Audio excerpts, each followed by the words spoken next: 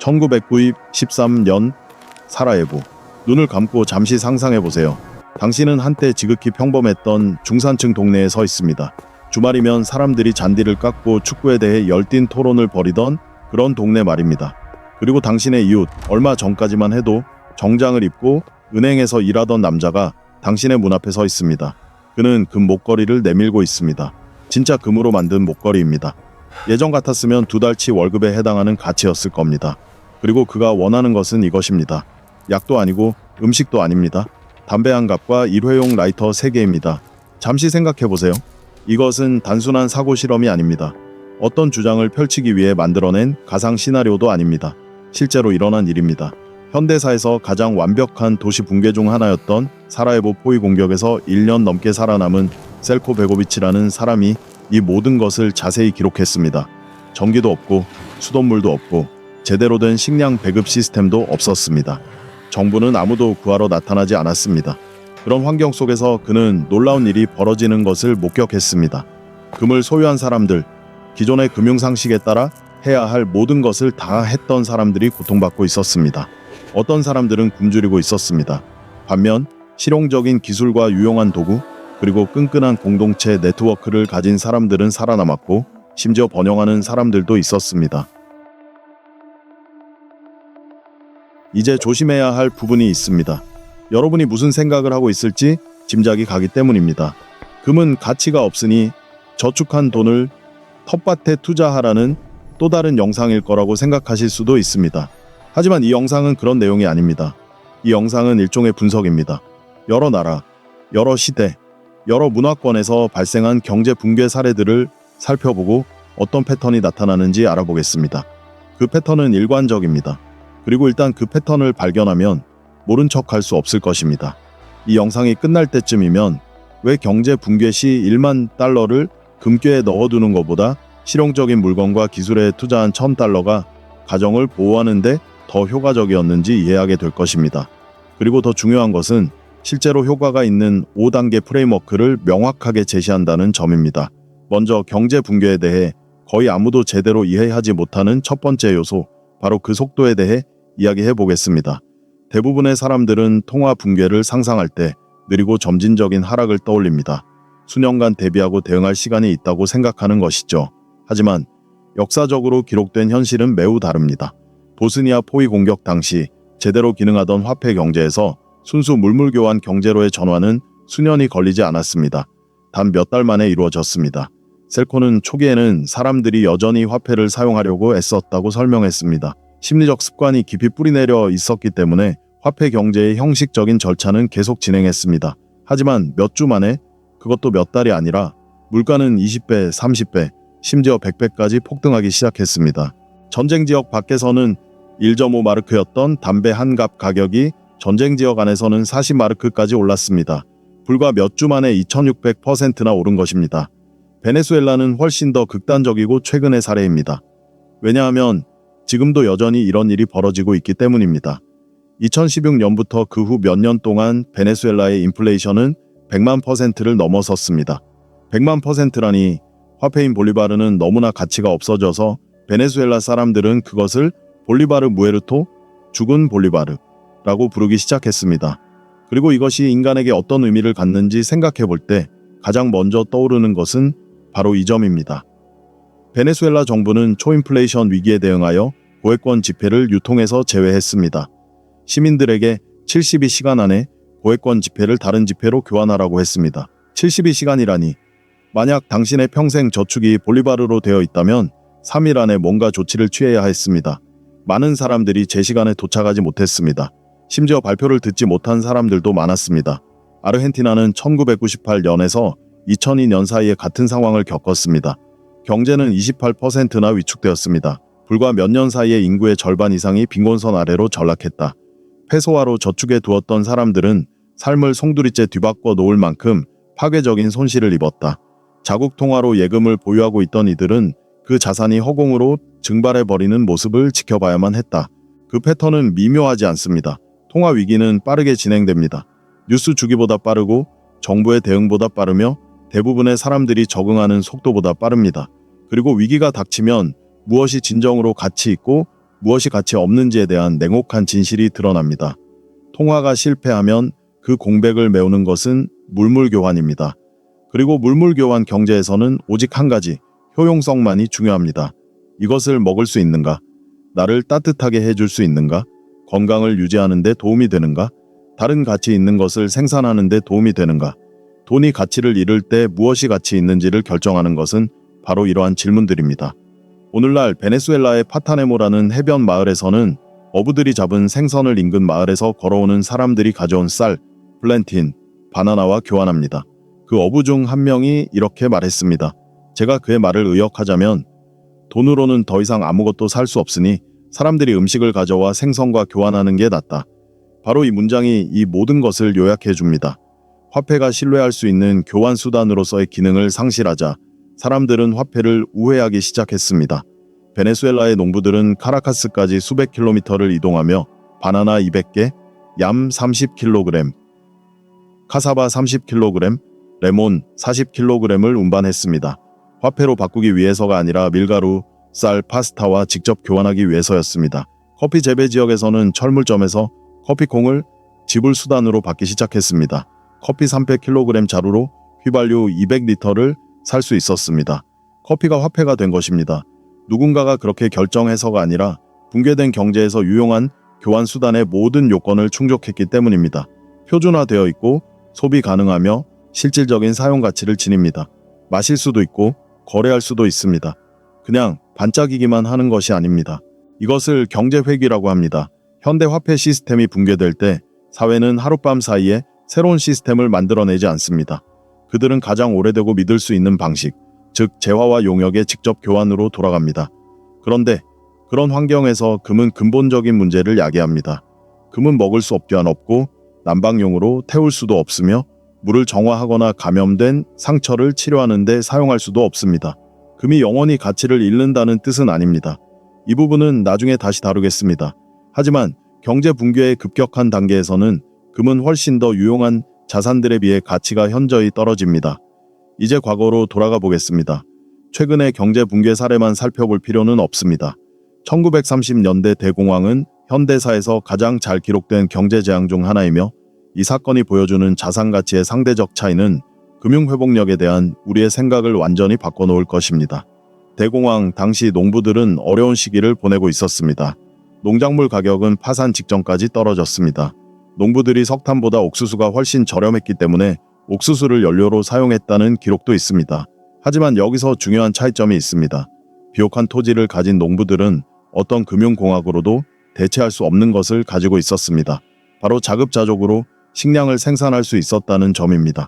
아이오와 시골 지역의 기록에 따르면 농가들은 넓은 텃밭을 가꾸고 과수원에서 수확한 과일을 통조림으로 저장하고 젖소를 길러 우유와 크림을 얻고 닭을 키워 달걀과 고기를 얻고 50파운드짜리 밀가루 포대로 빵을 구웠습니다. 현금 수입은 사실상 전무했지만 그들은 잘 지냈습니다. 반면 도시 노동자들은 절망에 빠졌습니다. 아이오와 주 듀뷰크에서만 1927년에서 1934년 사이에 2,000명이 넘는 노동자들이 일자리를 잃었습니다. 간신히 일자리를 유지한 사람들조차 임금이 30% 이상 삭감되는 상황에 직면했습니다. 문제는 단순히 돈만이 아니었습니다. 그들에게는 생산 능력이 전혀 없었습니다. 식량을 재배할 수도 없었고 장비를 직접 수리할 수도 없었으며 직접적인 가치를 창출할 수 있는 어떤 것도 생산할 수 없었습니다. 그들은 작동을 멈춘 시스템에 전적으로 의존하고 있었습니다. 이러한 원칙이 개별 농장을 넘어 훨씬 더 큰 규모로 적용된다는 가장 극적인 증거 중 하나는 제2차 세계대전에서 나타났습니다. 1943년 2천만 명이 넘는 미국인들이 이른바 승리의 정원 빅토리 가든스를 가꾸기 시작했습니다. 그리고 이 정원에서 100억 파운드 약 45억 원의 식량이 생산되었습니다. 100억 파운드라니 이는 그의 미국 전체 채소 생산량의 40%에 달하는 양입니다. 더욱 중요한 것은 이 정원의 3분의 2는 농장이 아닌 마을, 도시, 그리고 교회 주택의 뒷마당에 있었다는 점입니다. 1944년에 이르러 정원을 가꾼 미국인들의 절반 이상은 그들의 주된 동기가 애국심이 아닌 경제적 필요성 때문이었다고 밝혔다. 그들은 먹고 살아야 했기에 식량을 재배하고 있었던 것이다. 생산적인 토지를 장기 금융 자산으로 삼아야 한다는 수학적 근거, 또한 놀라울 정도로 탄탄합니다. 학계 자료에 따르면 비록 완전한 붕괴까지는 아니었으나 심각한 시스템적 충격이었던 2008년에서 2009년 사이의 금융위기 당시 농지 가치는 17% 상승한 반면 S&P 500 지수는 46% 하락했습니다.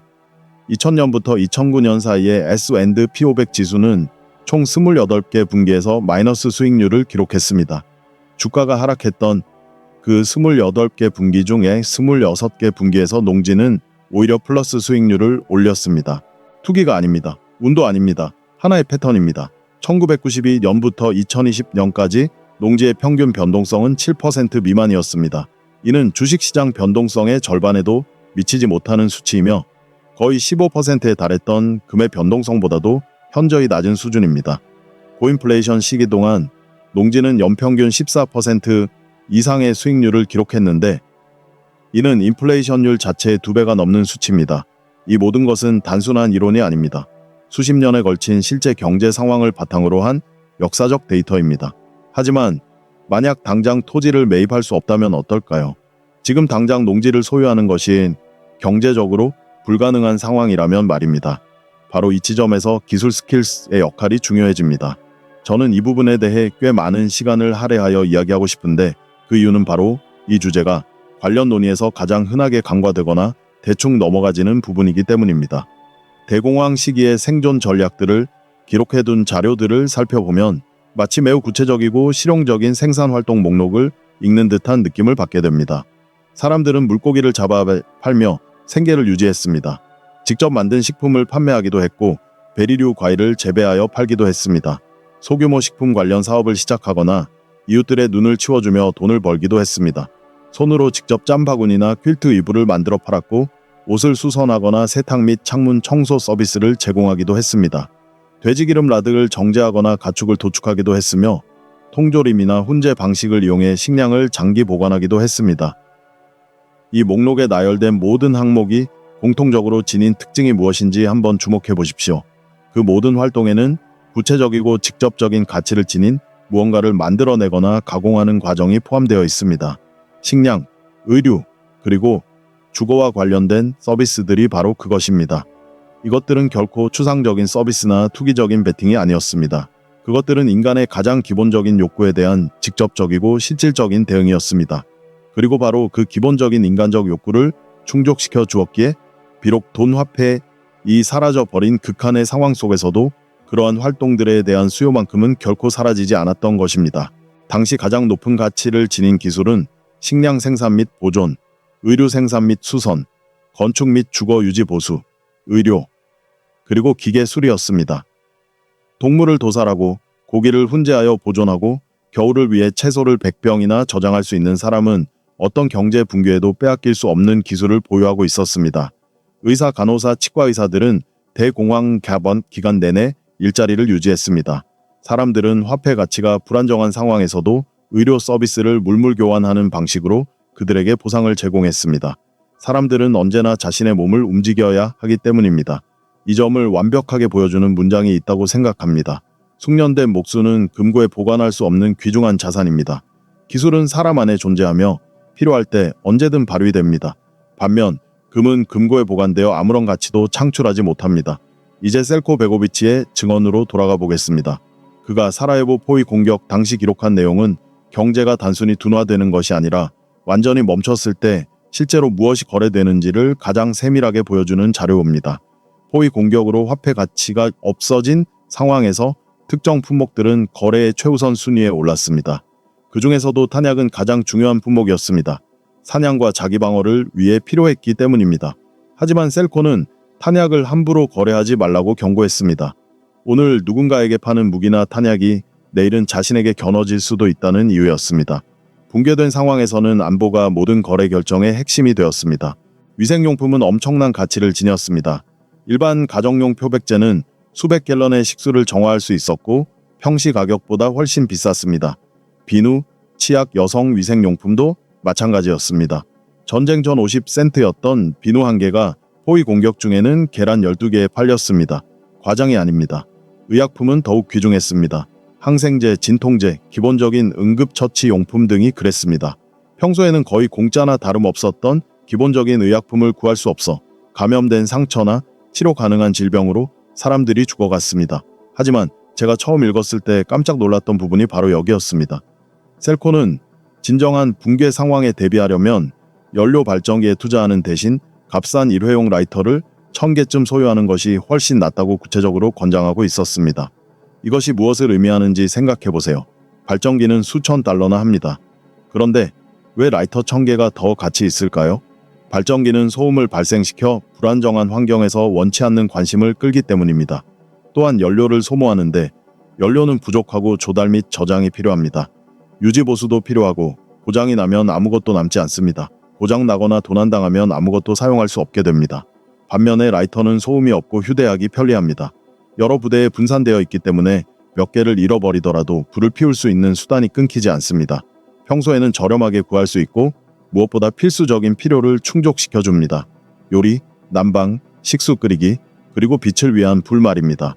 셀코는 실제로 대형 프로판 가스통을 개조하여 일회용 빅라이터를 충전했고 포위 기간 내내 충전된 라이터를 음식, 양초 그리고 다른 필수품과 교환했습니다. 기본적인 인간의 욕구를 충족시켜주는 작고 실용적인 물건은 도난에 취약하고 연료 부족에 시달리는 화려한 기술적 해결책보다 훨씬 더 안정적인 거래 가치를 지녔습니다. 그렇다면 이 시기에 금과 보석은 어땠을까요? 셀코의 설명은 냉혹합니다. 그는 위기 당시 군벌과 권력자들이 절박한 사람들에게서 귀금속을 헐값에 빼앗았다고 지적했습니다. 금을 가진 사람들은 위기가 끝나면 금값이 회복될 것이라는 것을 이론적으로 알고 있었습니다. 하지만 당장 먹고 살아야 하는 사람에게는 미래의 가치가 아무 소용이 없었습니다. 금이 절박한 사람들에게서 실제 가치의 극히 일부에 불과한 가격으로 빼앗긴 이유는 당장의 거래 불균형이 극심했기 때문입니다. 금을 가진 사람은 지금 당장 식량이 필요했고 식량을 가진 사람은 모든 협상력을 쥐고 있었습니다. 이것이 바로 제가 금의 가치가 조건적이라고 말하는 이유입니다. 금은 정상적으로 작동하거나 회복 중인 경제에서는 가치 저장 수단으로서 훌륭하게 기능합니다. 하지만 붕괴의 극심한 단계, 즉 생존을 위한 결정을 매일 내려야 하는 단계에서는 금은 실제로 필요한 것들을 해결해주지 못합니다. 베네수엘라는 우리에게 이와 같은 교훈을 실시간으로 보여주고 있으며 그렇기 때문에 우리가 이 상황에 주목하는 것이 특히 중요합니다. 케일라 오발레라는 여성은 뒷마당에서 가지, 토마토, 패션프루트를 재배하는데 이는 이웃과 상인들에게서 파스타, 설탕, 우유, 쌀과 같은 생필품으로 물물 교환을 하기 위한 것입니다. 그녀는 이러한 생활 방식이 20세기 초 자신의 가족이 살았던 방식과 비슷하다고 말했습니다. 이는 우연이 아닙니다. 바로 경제적 퇴보가 진행되고 있는 것입니다. 파타네모의 한 어부는 거의 2년 동안 시내에 가본 적이 없다고 했습니다. 물리적으로 갈 수 없어서가 아니라 그곳에는 그에게 필요한 것이 아무것도 없었기 때문입니다. 공식 화폐의 가치가 너무 떨어져서 일터에 나가 볼리바르를 버는 임금 노동보다 마을에 머물면서 필요한 것을 직접 물물 교환하는 것이 훨씬 이득이었습니다. 짐바브웨의 이러한 경제 붕괴 속에서 암시장에서 거래되는 의약품은 세상에서 가장 값진 상품이 되었습니다.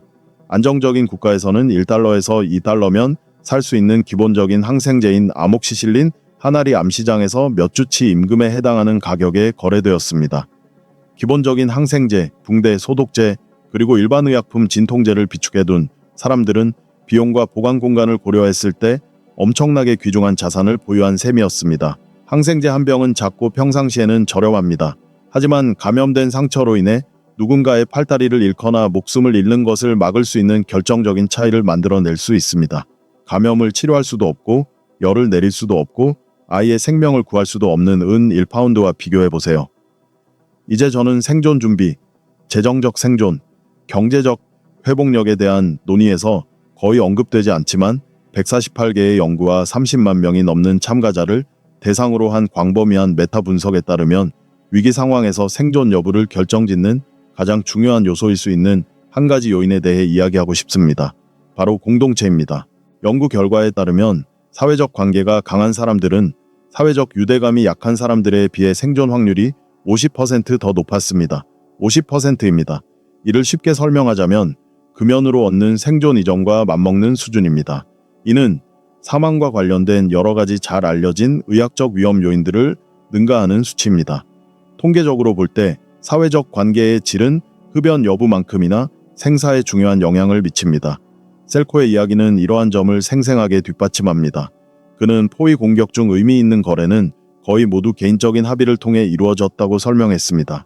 즉 무언가를 제공할 수 있는 사람에 대한 믿을 만한 정보를 얻은 후에야 거래가 성사되었다는 것입니다.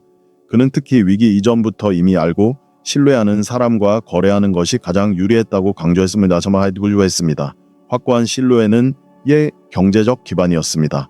오랜 기간 정상적인 교류를 통해 관계를 쌓은 사람들은 안전하고 신뢰할 수 있게 거래할 수 있었습니다. 반면 스스로를 고립시키고 개인적인 자원 축적에만 몰두해온 사람들은 취약한 상태에 놓였습니다. 이 대화의 초기 버전에 대한 댓글 중 하나는 아미시 공동체를 이러한 원칙의 모범 사례로 제시했습니다. 아미시 공동체는 본질적으로 깊은 상호 의존성, 자원 공유, 상호 부조, 그리고 집단적 지원을 위한 체계적인 시스템을 바탕으로 운영된다는 것입니다.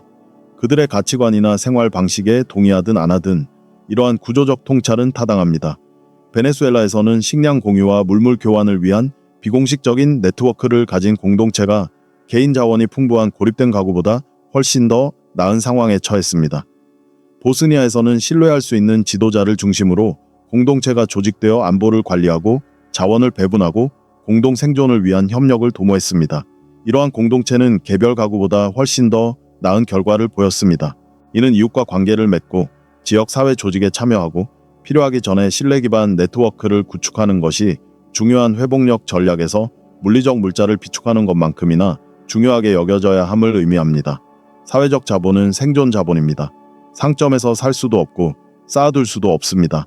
시간이 지남에 따라 사람들을 위해 함께하며 천천히 쌓아가는 것입니다. 그리고 그 가치는 금융자본과 마찬가지로 복리로 증가합니다. 이제 금이 이상적인 붕괴 해지 수단이라는 주장을 명확하게 반박하는 비교 분석을 해보겠습니다. 금의 근본적인 문제는 다음과 같습니다.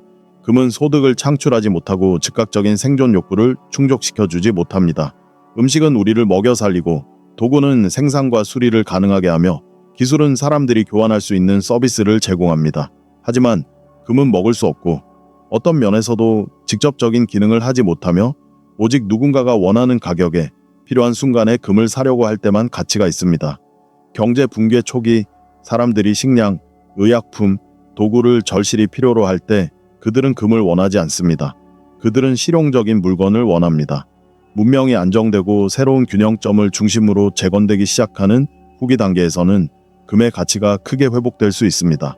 하지만 위기의 금만 보유한 차에 진입한 사람은 위기의 급성기 동안 아무런 소득도 창출하지 못하고 식량도 생산하지 못하고 공동체 네트워크에 아무런 기술도 기여하지 못한 채 시간을 보냈을 것이며 생존을 위해 최악의 가격으로 금을 팔 수밖에 없었을 것입니다.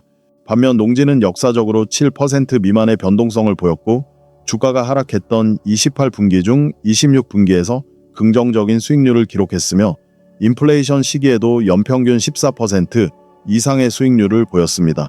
농지는 지속적으로 가치를 창출합니다. 직접 농사를 짓지 않더라도 생산적인 토지는 임대를 통해 소득을 창출하고 직접 경작을 통해 식량을 제공하며 통화 가치 변동과 관계없이 실질적인 효용을 유지합니다. 이제 2024년 이후 우리의 미래를 솔직하게 바라봅시다. 미국은 38조 달러가 넘는 국가부채를 안고 있습니다. 의회 예상국 BOT는 재정 적자가 무기한 지속될 것으로 전망하고 있습니다. 이제 그 부채에 대한 이자 지급액이 연방 예산에서 가장 큰 단일 재량 지출 항목인 국방비를 넘어섰습니다. 연준의 대차 대조표는 2008년 이후 수조 달러 규모로 확대되었습니다. 전 세계 중앙은행들은 1996년 이후 가장 빠른 속도로 금을 매입하고 있으며 실제로 처음으로 미국 국채보다 더 많은 금을 매입하고 있습니다. 이 마지막 사실은 매우 중요합니다. 최고 수준에서 자금을 운용하는 기관들이 바로 자신들이 운영하는 시스템에 대한 위험을 해지하고 있는 것입니다. 그리고 이러한 우려는 이러한 기관들만의 것이 아닙니다. 터키는 인플레이션이 심화되고 있으며 공식 수치는 실제 상황을 과소평가하고 있을 가능성이 높습니다. 터키 국민들은 리라화 가치를 버리고 금으로 갈아타면서 금 보유량을 2배로 늘렸습니다. 레바논의 은행들은 통화 가치가 18개월 만에 98% 폭락하자 고객 계좌를 동결했습니다. 베네수엘라는 완전한 붕괴를 겪고 있으며 한때 남미에서 가장 부유했던 나라는 물물 교환 경제로 대체되었습니다. 이러한 사례들은 결코 간과할 수 없는 사건들입니다. 비교적 현대적인 경제에서 최근에 발생한 사건들이며 모두 동일한 패턴을 따르고 있습니다. 이러한 논의에서 종종 간과되는 중요한 점이 하나 있습니다. 문제는 특정 통화가 고립적으로 붕괴되는 것만이 아닙니다. 더 근본적인 우려는 역사상 처음으로 전 세계 통화의 100%가 명목 화폐라는 점입니다. 즉, 실물 자산, 근본 위제, 상품 기준 등 그 어떤 것도 뒷받침하지 않고 단지 종이 한 장이나 디지털 숫자가 의미를 가진다는 공동의 합의만으로 유지되는 화폐입니다. 세계 경제의 상호 의존성으로 인해 주요 기축 통화에 심각한 충격이 발생하면 그 여파는 국한되지 않고 확산됩니다. 시스템적 차원에서 발생할 경우 그 도미노 효과는 우리가 연구해온 어떤 단일 국가 붕괴와도 다른 양상을 보이며 잠재적으로 훨씬 더 심각할 수 있습니다. 그렇다면 이 모든 상황에서 실제로 어떻게 해야 할까요? 구체적인 틀을 제시해 드리겠습니다. 저는 이를 5가지 요소 해지라고 부르겠습니다. 이 요소들은 의도적으로 순서대로 배열되어 있으며 순서가 중요합니다. 첫 번째 요소는 생산적인 토지입니다. 농지나 비옥한 토지를 구입하는 것이 경제적으로 가능하다면 이는 역사적으로 가장 안정적인 자산 유형 중 하나입니다. 하지만 생산적인 토지가 반드시 넓은 면적을 의미하는 것은 아닙니다. 베네수엘라의 공동체들은 필요에 의해 옥상 정원이나 뒷마당에서 식량을 재배하는 혁신을 이루어냈습니다. 작은 텃밭이라도 자산과 기술을 동시에 개발할 수 있습니다. 실질적인 지식을 쌓으면서 동시에 식량 생산 능력을 키울 수 있기 때문입니다. 지금 있는 곳에서 시작하세요. 두 번째 요소는 실용적인 기술입니다. 저는 역사적으로 가장 확실한 안정성을 입증해온 기술들을 구체적으로 살펴보고자 합니다. 식량 생산, 원예, 축산, 토양과 계절에 대한 이해, 식품 보존, 통조림, 훈제, 발효, 건조, 수리기술, 목공, 배관, 기본적인 기계 정비, 의학 지식, 응급처치 기초간호, 의약품 사용 및 안전 보관 방법. 이러한 기술은 도난당할 염려가 없습니다. 금고에 보관한다고 해서 가치가 떨어지지도 않습니다. 가치를 창출하기 위해 금융 시스템이 필요하지도 않습니다. 그리고 이러한 재화들은 주변 경제 체제와 관계없이 여전히 유용하고 거래 가능한 상태를 유지합니다. 세 번째 요소는 직접적인 효용이 있고 유통기한이 긴 실용적인 재화입니다. 의료용품으로는 합법적으로 구입한 항생제, 붕대, 소독제, 진통제, 일반적인 감염 및 부상치료 용품 등이 있습니다. 공구로는 전기를 사용하지 않는 기본적인 수공구, 배터리, 라이터, 위생용품, 정수용품, 보존식품 등이 있습니다. 이러한 물품들은 경제 상황과 전혀 무관하게 그 효용성을 유지합니다. 경제 붕괴 상황에서는 주요 교환 수단이 됩니다. 그리고 지금처럼 평화로운 시기에는 미래의 잠재적 가치에 비해 가격이 거의 들지 않습니다. 네 번째 요소는 바로 공동체입니다. 다른 요소들보다 덜 실체적으로 느껴지기 때문에 많은 사람들이 간과하는 부분이기도 합니다. 막연하고 기분 좋은 의미가 아니라 의도적이고 명확하게 공동체를 만들어야 합니다. 이웃들을 진정한 사람으로 알아가세요. 지역 단체에 참여하세요. 자신에게 부족한 기술을 가진 사람들을 찾아 도움을 요청하기 전에 진정한 관계를 구축하세요. 비공식적인 소통 네트워크를 만드세요. 주변에서 식량을 재배하고 물건을 고치고 의료 서비스를 제공할 수 있는 사람, 그리고 신뢰할 수 있는 사람을 알아두세요. 기록된 모든 경제 붕괴 사례에서 개인의 자원 수준과 관계없이 공동체와의 유대감이 강한 사람들은 고립된 사람들보다 훨씬 뛰어난 생존율을 보였습니다. 50%의 생존 우위는 단순한 추측이 아니라 통계적 사실입니다. 다섯 번째이자 마지막 요소는 귀금속입니다. 하지만 이는 앞에 4가지 요소를 확보한 후에만 고려해야 합니다. 금과 은은 가치 저장 수단으로서, 통화 가치 하락에 대한 해지 수단으로서, 그리고 위기가 안정되고 새로운 균형이 형성되는 기간 동안 휴대 가능한 자산으로서 분명히 중요한 역할을 합니다. 여러 차례의 경제 붕괴 사례는 귀금속이 회복 단계에서 상당한 가치를 되찾는다는 것을 증명합니다. 하지만 위기의 가장 심각한 단계에서는 거의 아무런 역할을 하지 못합니다. 즉, 귀금속은 전략의 기반이 아니라 마지막 단계에 활용해야 한다는 의미입니다.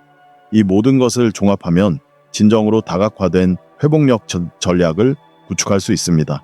이 전략은 실용적인 재화와 기술을 통해 단기적인 생존 요구를 충족하고 공동체와 생산 능력을 통해 중장기적인 생존을 보장하며 토지와 귀금속을 통해 장기적인 부를 보존하는 것을 포함합니다. 보스니아, 베네수엘라, 대공황, 2008년 금융위기, 아르헨티나와 짐바브웨, 그리고 우리가 연구해온 모든 붕괴 사례에서 얻은 증거는 모두 같은 결론으로 수렴합니다. 통화 시스템이 붕괴하고 제도적 지원이 무너지면 생존과 회복력은 생산 능력, 실용적인 기술, 그리고 공동체 네트워크의 질에 달려 있습니다. 가치가 떨어지는 통화로 표시된 금융자산은 거의 하룻밤 사이에 가치를 잃습니다. 실물 금은 위기를 견뎌내지만 위기를 극복하는 데는 도움이 되지 않습니다. 실제로 사람들을 위기에서 구해내는 것은 인류 역사의 모든 어려운 시기를 헤쳐나가게 해준 것들, 즉 생산 능력, 복구 능력, 그리고 서로를 돌보는 능력입니다.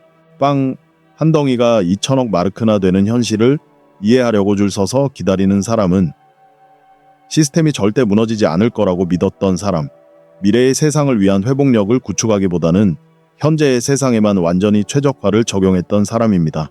닭을 키워서 달걀 한 다스를 빵 한 덩이와 바꾸는 사람은 남들과는 다른 삶을 살아갑니다. 그 사람이 반드시 경제 위기를 예측한 것은 아닙니다. 단지 실질적인 생산 능력을 갖춘 삶을 구축했을 뿐입니다. 이러한 틀을 활용하기 위해 심각한 경제적 혼란이 언제 닥칠지 혹은 닥칠지 여부를 예측할 필요는 없습니다. 여러분이 개발한 기술은 어떤 경제 환경에서도 유용합니다.